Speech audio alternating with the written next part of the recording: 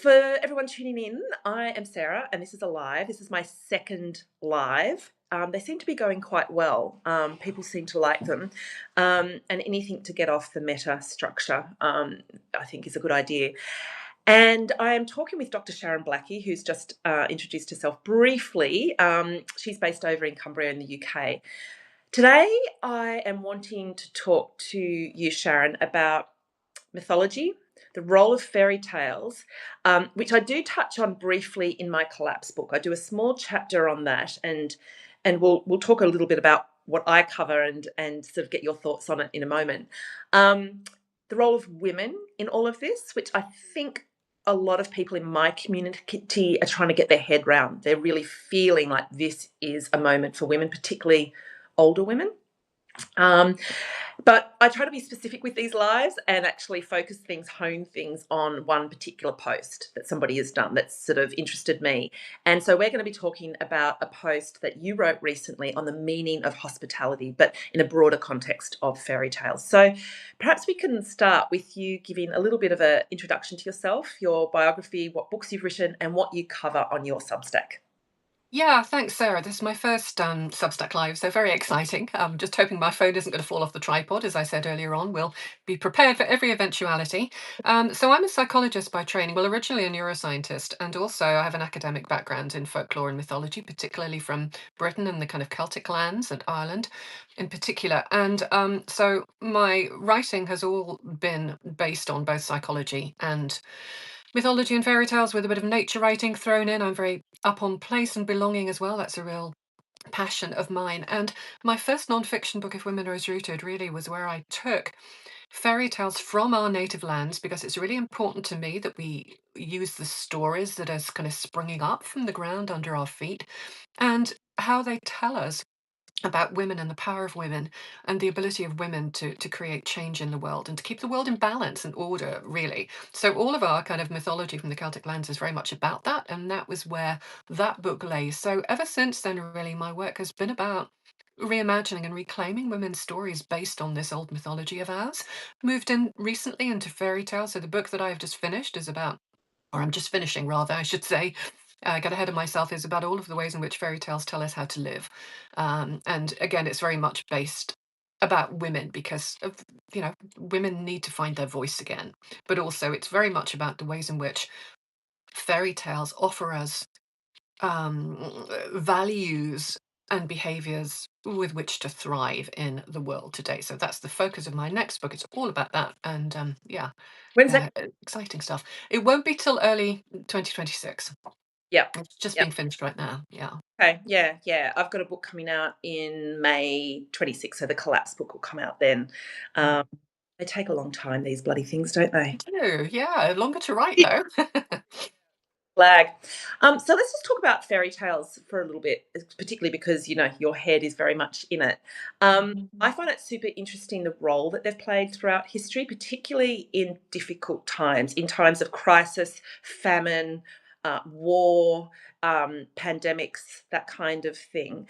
And as you say, and you actually mentioned this in the post that I've referred to. And by the way, a few people have asked. Yes, I will be posting this interview on my Substack feed, and I think Sharon, you're going to do the same. Yeah, if I can do that, I'll.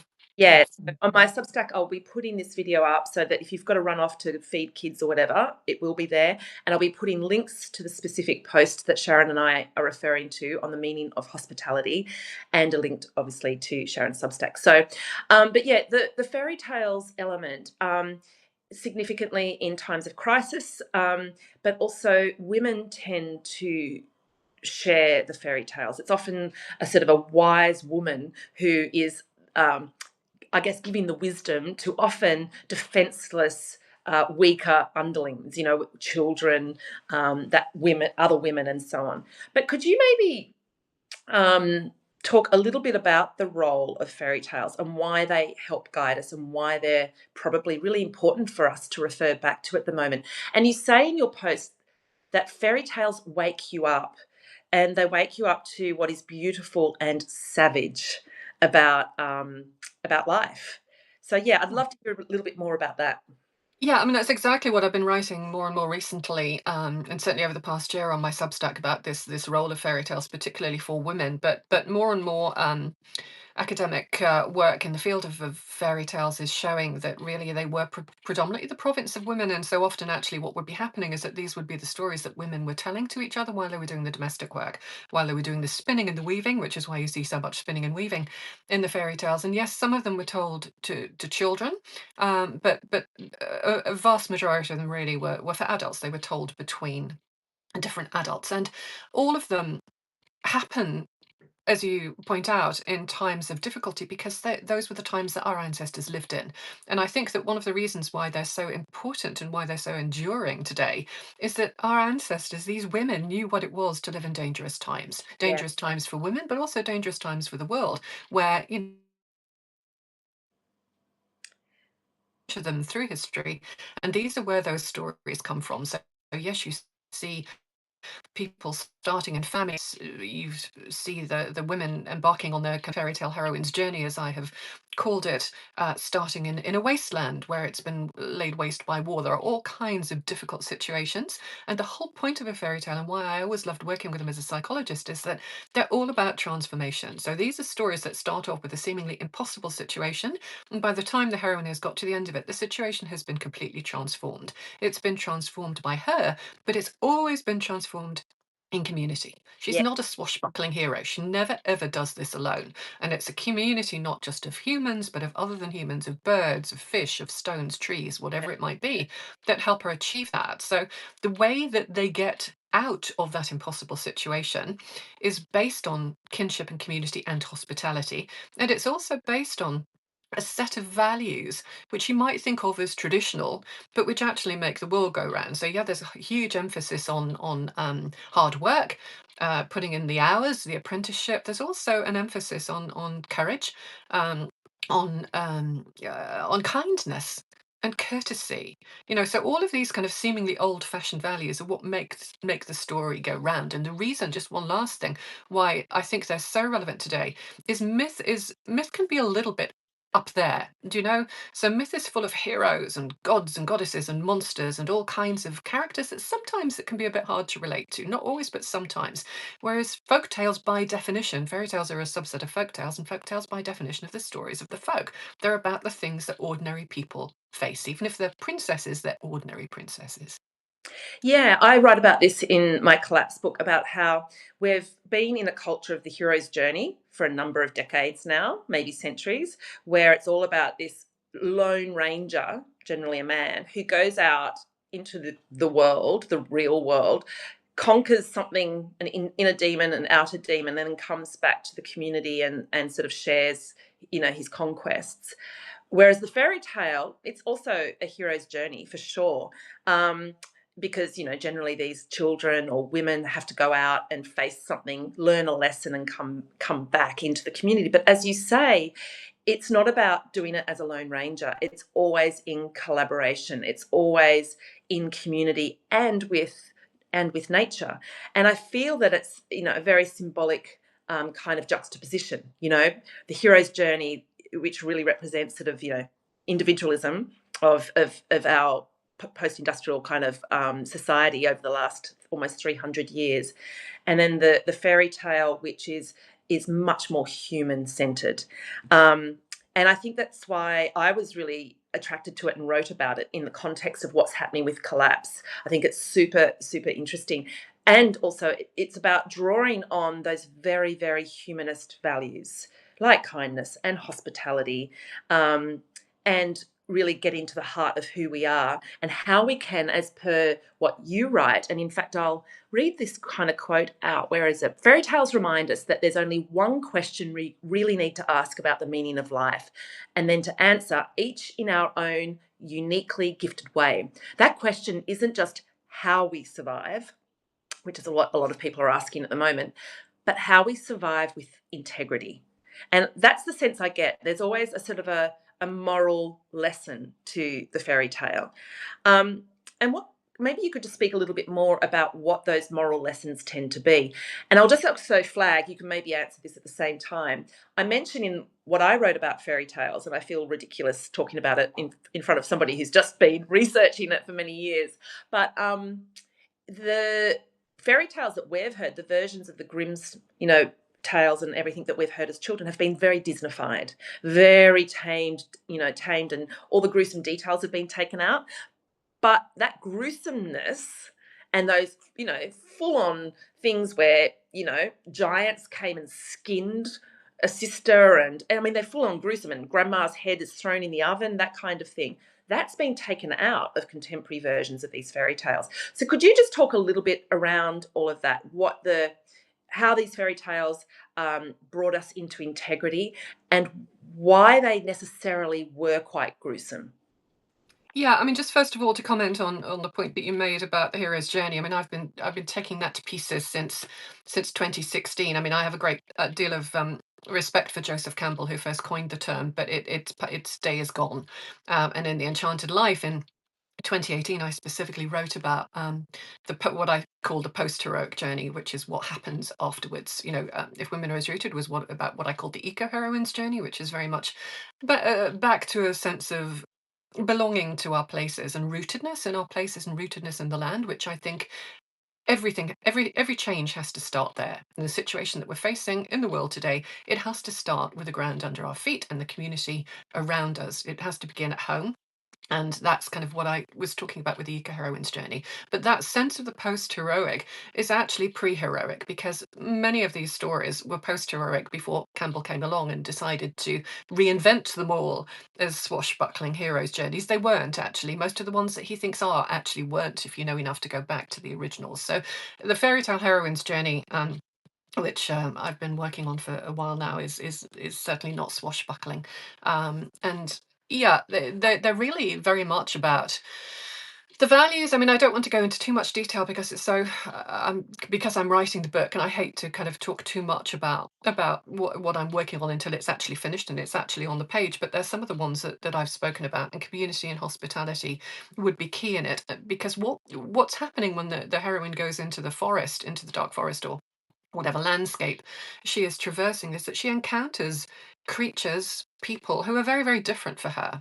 So the heroine rarely begins with a bunch of friends of her own age, you know? She might Yeah. have wicked stepsisters, but she hasn't got a built-in community. She finds community as she goes along, and often it's very unexpected and unlikely community. And she's not frightened of that. She doesn't mind if it's a bear, or if Mm, it's fish, or if it's frog.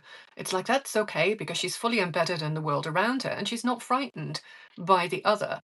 So, in the post that you're referring to that I wrote recently in a series about all of this, is a wonderful old Grimm story called Snow White and Rose Red. It's not the Snow White story, it's a different story.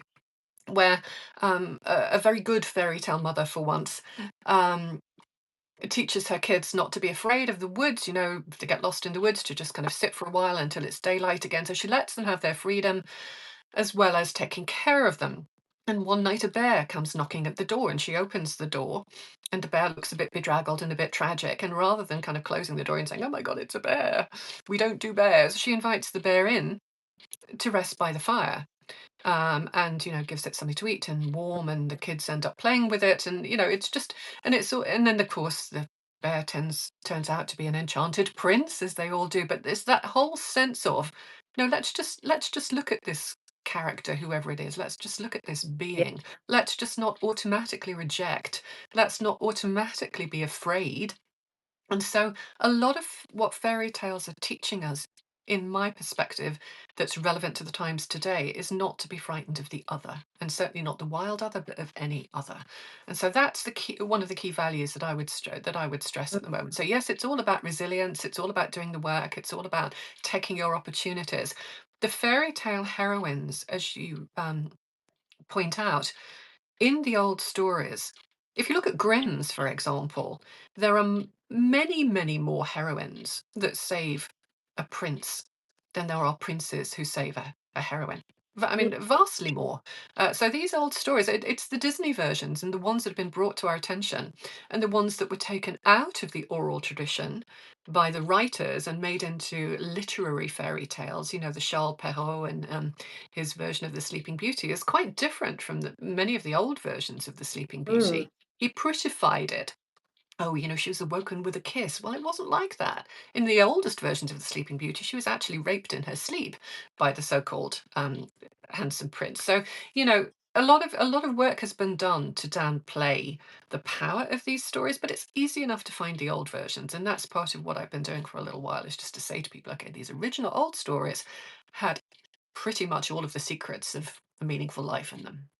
Yeah, and they spoke of hardship, and I would imagine that the lesson for both adults and children who were listening to these was to actually feel less alone in their own hardship.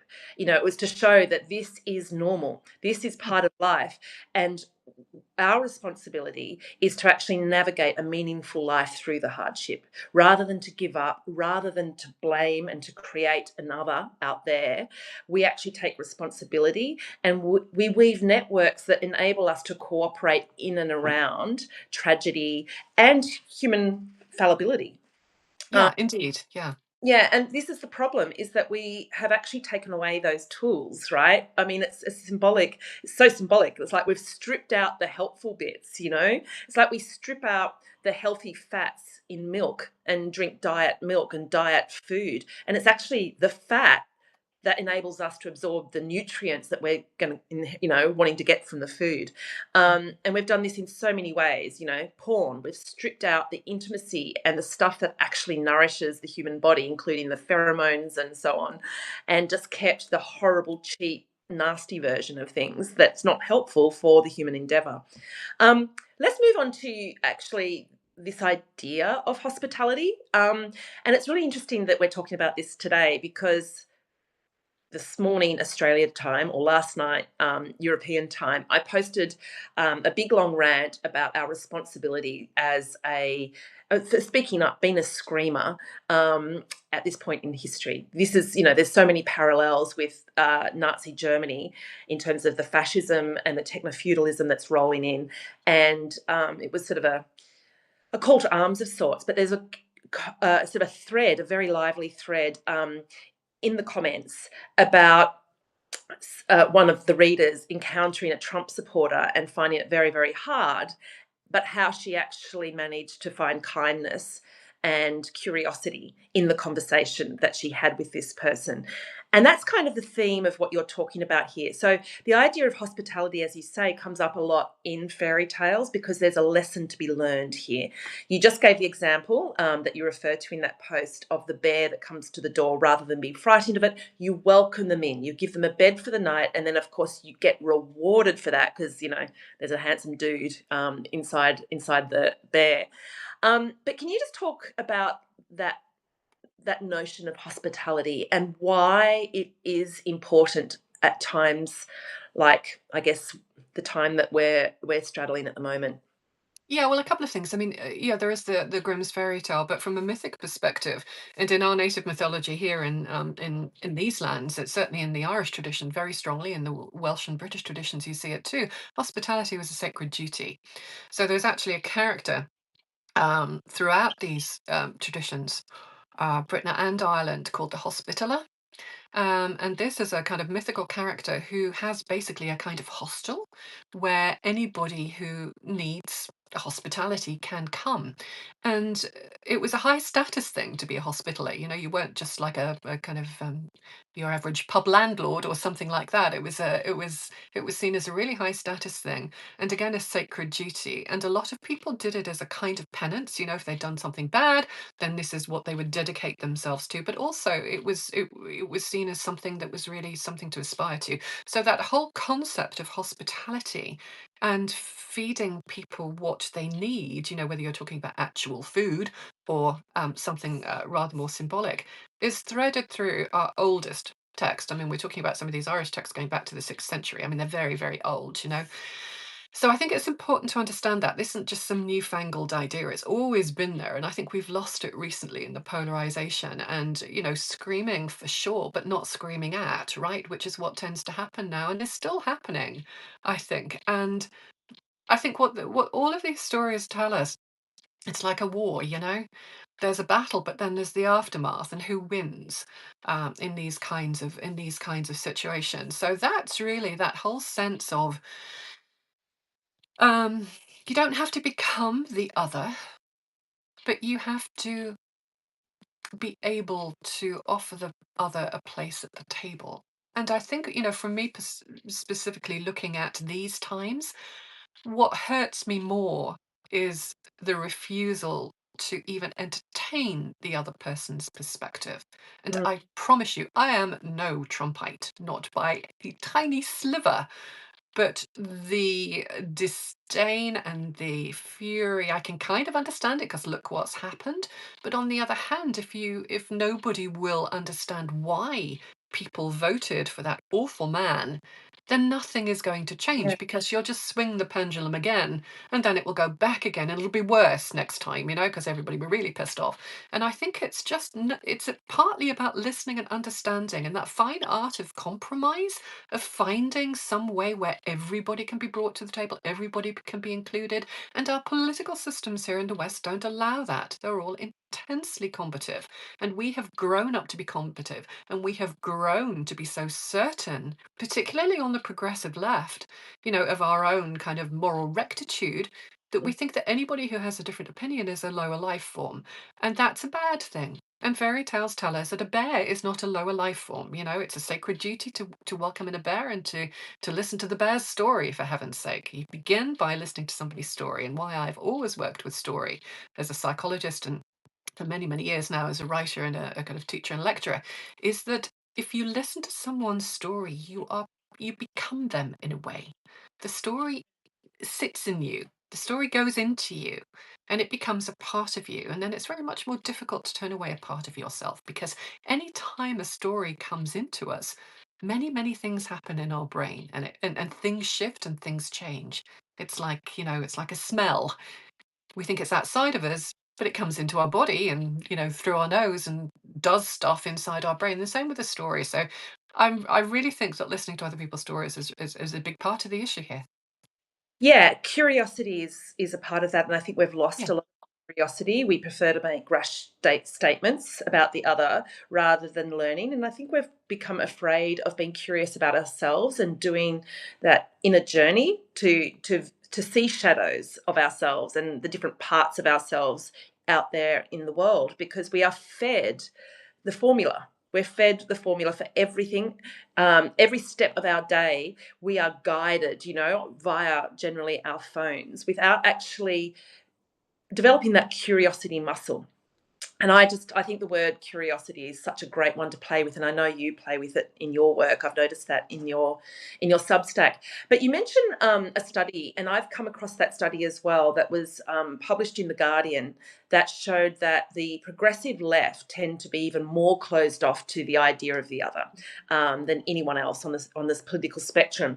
And I think that's a very fair criticism to weigh against the outraged, you know, progressive left. One thing I would say to that, and I'd be interested in your thoughts on this, is that, and it's sort of a little bit of a segue, is that the left generally has to question the status quo. So when you're progressive, you're basically questioning what's going on and saying we need to dream up or think up something better. Whereas if you're a conservative, you're essentially accepting the status quo and you don't want it to go anywhere. Or in the case of MAGA, you're wanting to return to a previous era. And so it's actually a lot easier to stay in the status quo because you've already got proof around you. See, we like it like this. Or see, back in the 1950s or 60s, it was really great. They're the bits that we like. And I think, just to be fair to the left, I don't know if I'm being defensive here, but I think it is always a much harder task to try to paint a picture of something better that doesn't already exist. But it is a warning or a lesson or something for anybody who is an activist or trying to actually shake things up, maybe wake up people around them. is to actually bear in mind that to get people to move from the status quo, we're going to have to use more charming lessons, you know? And I suppose in many ways that's what fairy tales did. They tried to paint a picture of a better way that has integrity, where, you know, a way forward is something that's noble, and Kind of, yeah. yeah, and a sense of belonging as well, you know? Yeah, kind of. I'm sorry to break in, but I don't want to lose the thread if we No, go no. on a tangent. Just to say that I think for many conservatives that I speak to, it's not necessarily about wanting to stay or go back to the past. It's wanting to hold on to things that are valued and not to lose. And that's what fairy tales are doing. I mean, you can say that fairy tales are not at all progressive, and they're both. I don't like the labels. I mean, of course, they don't make sense anymore if they ever did. I don't like much like the labels. But what fairy tales are saying is that there are some traditional values that are really important, and it doesn't matter, and they're timeless. It doesn't matter when the story was written down or first told. They're as kind of timeless and useful today as they still are. And I think what you're seeing in terms of grievances from a lot of the right that I have spoken to is just this sense that you can't throw everything. If you throw everything away, it's like, who are we anymore? So I think there is very much a middle ground. I don't mean kind of centrist politics. I hate talking politics, but I think there is a middle ground where you can say, okay, we need to hold on to this because it matters whilst still progressing. And we see so little of that precisely because, certainly in the UK and certainly in America, of the effectively two-party politics, which polarizes people by design. So these conversations are what I mean by hospitality, that just ability to say, well, what do you really want? What matters to you? And we might well find that it matters to us as well in some kind of curious Yeah, yeah, way. really good point. David Brooks, who's quite a conservative writer for the New York Times, talks about this, is that the right tends to hanker after character traits like nobility and so on. And I think there's a lot to be said for that. So I guess coming back to the point that you write about and talk about is that yes, we could all probably learn from focusing more of our conversation on these humanist character traits. And I think that is where we're all wanting to discuss a lot of things. So yeah, I'm glad we fleshed that out a little bit, because I think that's the lesson from that study about the progressive left, is that when we talk about it in terms of polarizing ideas, cerebral ideas, we lose people. We lose each other. We lose our humanity.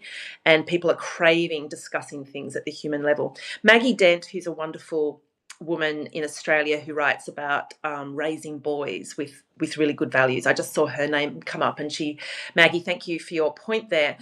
Maggie just wrote that um, it's very hard to be curious when we're all bogged down in so much fear. And I would imagine that fairy tales have something to say on that. Could you maybe share anything to that effect? It's really just about the behavior. So they don't, fairy tales, as you know, they're not big on kind of lessons within the kind of text, but what they show us is a heroine who might be very, very frightened, but manages anyway to overcome that fear mostly because there's no option. In a fairy tale, everything is at stake. You've got to eat. You've got to find your way in the world. And so I think that part of the beauty of them is that they strip away all of the stuff that gives us the excuses sometimes not to change, if I can just be honest about that.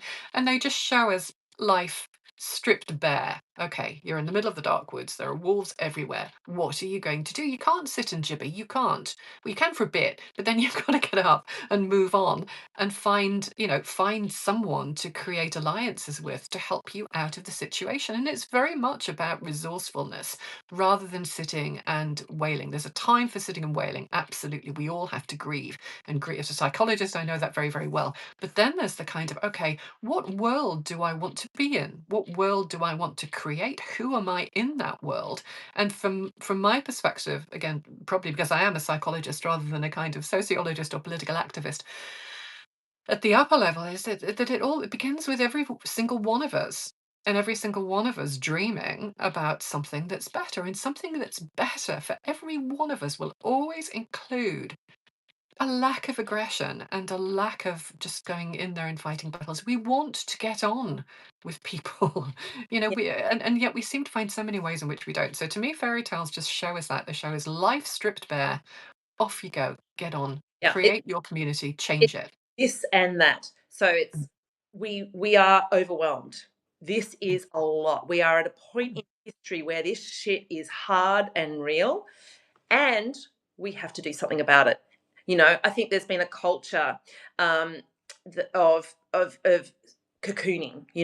That several generations have been told, look, back away if it's all too much. You have a right to go and cocoon and to have a bath and to light some candles and avoid, and I can't even. And that has been our culture, and we need sort of, I guess, a contemporary version of fairy tales. We need people just talking about the importance of, yes, this is hard, yes, this is horrific, this is terrifying, and we step up. You know, Yeah, but it always has been difficult and terrifying, it hasn't has. it? And it's just the last 30 years, since the end of the Cold War, where everybody's been kind of, in this kind of effectively 30 years plus or minus, this world where we think everything can only get better. And Mm, we're outraged that it might not. But that's the way it's always been. And that's the context in which fairy tales have always been in. And I'm yeah, not saying that means we have to just give up and kind of say, okay, then, we, no, we, we each have to fight for the world that we want to create and that we want to be in. But it's not, we're not unique. It's no. pretty shit out there, but we're not unique. I mean, I sort of really recommend people to go back and read back through history and see that the majority of humans, the vast, vast, vast majority of humans, lived in abject pain, terror, fear, lack for most of their lives. I mean, Yeah. you grew up in the Middle Ages or the Dark Ages, your life was going downhill, and that's what you just accepted. And children were raised to accept that like life is just going to get shit, right? Right. And you have a human, real, a bountiful, loving experience on this planet.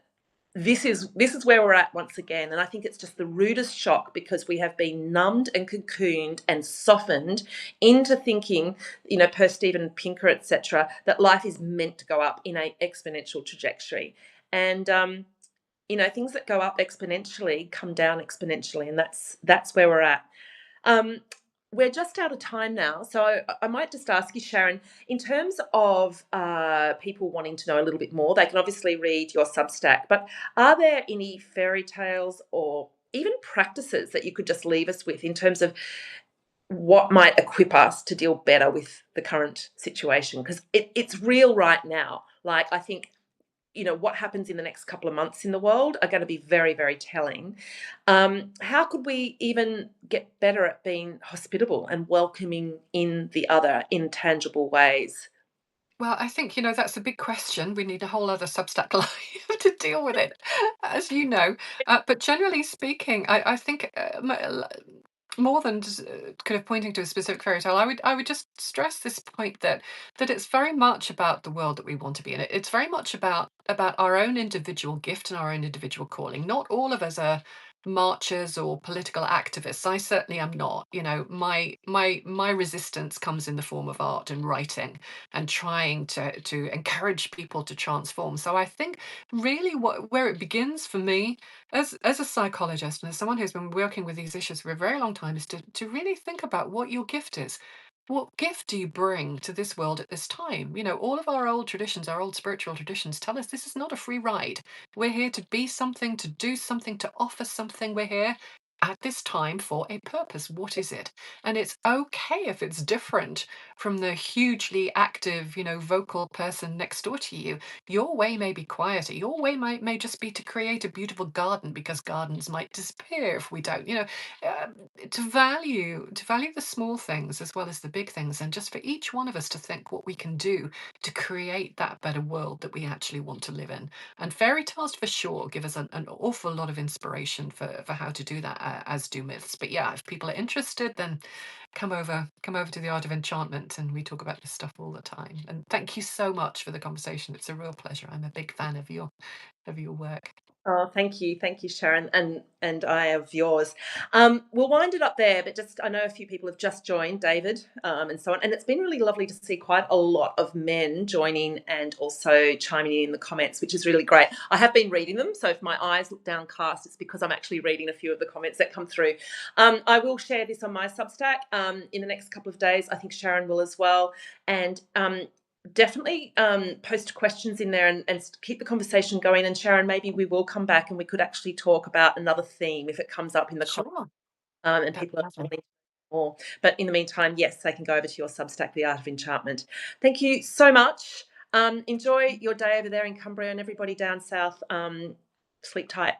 Read a fairy tale to your kids, just not the Disney-fied version. All right. Thank you so much. Thank you. Bye.